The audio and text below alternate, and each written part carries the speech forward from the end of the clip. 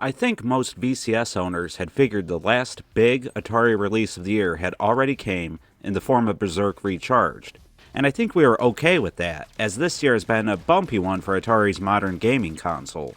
There was more releases this year for the machine than any previous year, and a lot of gems had come out. We saw a couple additions to the Recharge series, which continues to be a shining gem of a series in Atari's catalog. We also got the strong release of Haunted House that brought one of the company's biggest 2600 franchises to the modern day in superb fashion, and Neosprint that began with a rocky start, but has gotten better in my opinion with the recent patches and additions. But we also saw some major technical issues bring a dark cloud over the VCS party, in the form of the zip code glitch that prevents people from purchasing games from the VCS store, which is something you would think the company would fix ASAP. I mean, this is messing with their ability to earn money, so fixing it should be a top priority, right? Well, 6 months in, and people are still reporting that the glitch is keeping their cash firmly in their wallets, no matter how much they beg Atari to take it.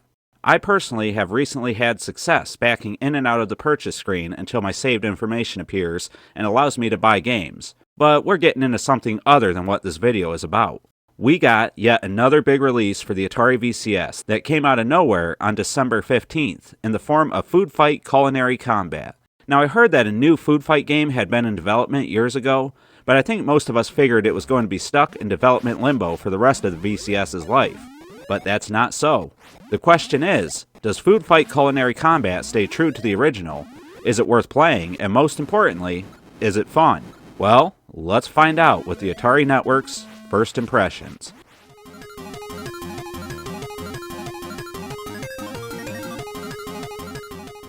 I want to start by saying that I'm a huge fan of the 7800 version of Food Fight. It was one of the best reasons to own that console back in the day, and heck, even today it's a great game to play on the Pro system. It didn't have the popularity of games like Asteroids, Space Invaders, Pac-Man, or other early arcade classics, but it very much had a following of fans that persists to this day. So I was expecting something along the lines of Berserk Recharged, maybe an updated version of the arcade original with twin-stick controls, power-ups, and a neon paint scheme. And, well, I was okay with that. But what we actually got seems to share more in common with third-person shooters, notably Splatoon, than the original Food Fight. And honestly, I was worried. This is a big risk for fans of the original, and third-person shooters is a genre I haven't really seen this new iteration of Atari take on with any of their previous releases. Updating Haunted House the way they did was one thing. It was different, but it very much embodied the spirit of the original. But this game, it's completely different. It's going to have to be very good to keep fans of the original from rioting on the forums, and it's going to have to be just as fun and interesting as its competition, again, namely Splatoon, and other similar games for it to have any hope of succeeding. And I'm pleased to report that, well, it's pretty good. There are issues to be sure, but Food Fight Culinary Combat seems to be releasing on the VCS first, and I'm sure it's for the main reason of receiving feedback and making adjustments based on that feedback. And I'll tell you what, I'm okay with being Atari's guinea pig. I feel that more Atari games should be timed exclusives on the VCS. It gives more incentive to buy the console. But let's talk about what Food Fight Culinary Combat is. So it's a third-person shooter with a variety of game modes, such as a free-for-all battle, modes where you only have one life and the level gets smaller with time, forcing you to engage with the enemies, a mode where you have to find the ice cream cone and capture it, which is essentially capture the flag, and a mode where you have to collect and hold on to as many cookies as possible. So there is some decent variety, especially when you customize the matches by changing between the 6 maps, turning on and off the Sunday Revenge Bomb, turning on and off team modes, and more. But more importantly, all this can be played online with friends, locally with friends, or with robot opponents. One thing that the VCS has been missing is online gameplay, and Food Fight Culinary Combat finally gives that to us. Unfortunately, most of the time nobody else is on, which is a shame. The bots are fine to play with, but human opponents are where it's at. Unfortunately, your VCS username seems to be ignored for Player 1, Player 2, etc., which is really kinda weird. Why can't I show off my gamer tag? So my limited experience with other human players was fun, but I did encounter some technical issues while engaging with them. There seems to be some latency issues when playing against human opponents, so there's noticeable lag. My internet isn't the best, but it's more than sufficient for online gaming. I also had some issues where I could not respawn after dying against another human opponent, and had no choice but to leave the game. And for whatever reason, I can't pick another avatar when playing the online matches. It shows that I did, but I'm always stuck with Charlie Chuck. That's not a huge issue, but it's annoying nonetheless. But outside of those handful of issues, the game is very fun.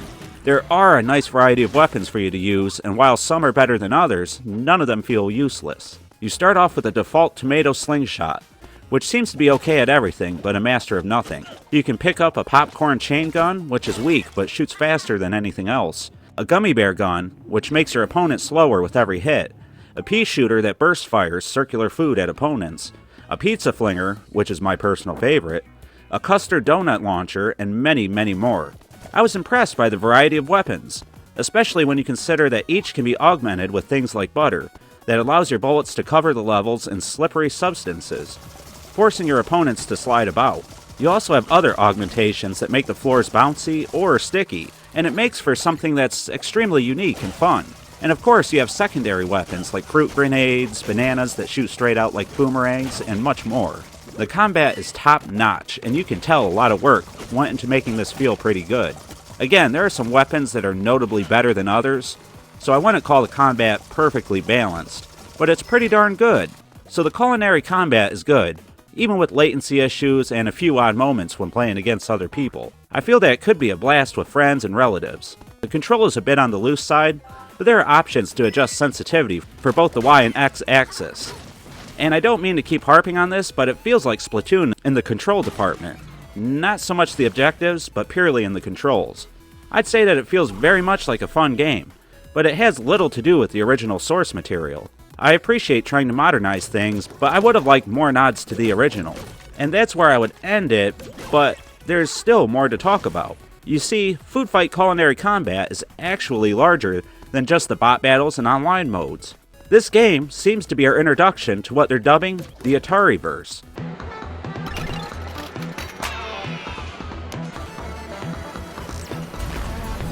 And if you followed the podcast on this channel, you might remember my co-host and me talking about Neosprint, another VCS exclusive that really could have used more of the Atari characters and IPs, rather than just using the logos on the car paint jobs and the signs around the tracks. Well, it seems Atari listened, because this game is full of not only classic Atari characters, but notable real-life faces from Atari's past, in what is an interesting blend of real life and gaming. So let's talk about the rest of the game. When you begin the game, I really recommend playing the tutorial, as it introduces you to all the components of the game. Well, most of them. So there's an open world aspect to it, where you can explore a little town square to find various things to do. This includes heading to the Haunt Topic, a haunted house themed clothing store ran by the Atari Centipede where you can get new outfits for your avatar. Right now it's extremely limited to just chef outfits and a few holiday things. I know there will probably be more added, but it would have been nice to have some other stuff right off the bat. Like, I don't know, maybe a Centipede shirt or a hat with the iconic Fuji on it. It's pretty sparse for now, but you get the idea. You can also head to the pizza parlor, which has little purpose outside of allowing you to buy new arcade boards. And those arcade boards, well, you don't even play them in the pizza shop. I feel like they felt the need to add more locations, but had little idea of what to do with them. This could have easily been done in Crystal Castle's arcade, ran by Bentley Bear, who is quite the jerk for some reason. I always thought of Bentley as Atari's Mario, so why is he so hostile all the time? Like he was also the main baddie in Atari Mania, so it's just weird that he always has this bad attitude. But anyway, this is where you play the arcade boards you acquire. You have Yar's Revenge, Asteroids, Pong, Breakout, the original Food Fight, Outlaw, and a few more. They aren't exact ports of the originals, but pretty close, and they're a nice distraction to have. But it's really cool to see all the familiar faces in the arcade. Howard Scott Warshaw, Nolan Bushnell, Don Hayes, a few fantasy characters, and even Food Fight designer Jonathan Hurd can be interacted with, which is fun. You can also enter the Outlaw shooting range from here, and try to topple your high score and time shooting the targets. And it acts like a nice little tutorial to help you dial in the controls. But most importantly, you can enter Quest for the Cone here, which seems to be the main single-player component of the game, where you unlock various artworks and such. The main focus in Quest for the Cone seems to be exploring and platforming, but there are some light shooting elements. You'll want to explore every nook and cranny to find all the bonus artworks. Once you unlock a couple, you can head back out to the town and venture into the museum to see what you've gotten. Your acquired artwork lines the walls, and there's a nice little exhibit with renderings of all the classic Atari consoles, like the 2600, 5200, 7800, and even the Jaguar.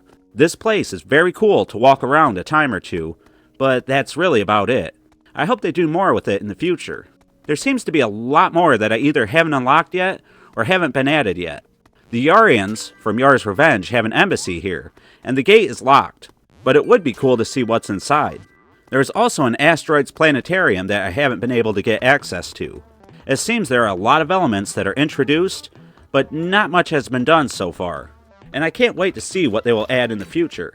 The online and bot battles seem to be the meat and potatoes of Food Fight Culinary Combat, but it's nice having all these additions to make it feel like yet another Atari celebration, much like the 50th collection and Atari Mania. Of course, this video is just a first impression, to tell you about what is here and how it plays as of right now. But if I had to weigh pros and cons, I would say that there is a good base here for the future. The main component of the game is solid and fun, but they need to attract more players as I have a hard time finding games to join and end up just playing with the bots. They need to fix the latency issues and figure out why you don't respawn sometimes, which only happens against real opponents, I found. The arcade games are nice distractions, but it would be cool if they played a little more into the rest of the game, rather than being just a distraction. Like, doing well in the arcade games could unlock exclusive costumes or multiplayer skins or something. Which also leads me to the customizability of the avatars. Again, it's cool, but there just isn't enough here. I hope you like chef stuff, because that's all you're going to get for now. And seeing all these cool Atari characters is great, but they don't seem to have anything to do other than to repeat their single lines. It would be great if they gave you objectives or goals, which again, could lead to new costumes or unlocking new exclusive arcade games or something. So I guess that's the gist of Food Fight Culinary Combat right now. It's a good, solid start that seems to have a lot of love and character behind it, but none of it has been fleshed out enough yet. I could see this being a pretty solid game once the full release comes out on other platforms, but they have to have more of basically everything. The only thing that seems good to go is the multiplayer and bot matches, but those are bogged down by a few technical issues. But stay tuned to the Atari Network, as when the first major updates come out, I'll be sure to let you know if the game is worth the current asking price of $15 or not. If you're looking for something in line with the original, then I'm sorry, you're going to be greatly disappointed. But I want to encourage you to give this one a chance anyway. It's well thought out and a lot of fun, and I only see it getting better as it gets fleshed out with content, areas, levels, and objectives. Again, stay tuned to the Atari Network for more updates on Food Fight Culinary Combat as they're made available, and I hope to see you in the next one. This has been the 7800 Pro Gamer, and I want to remind everybody to stay classy.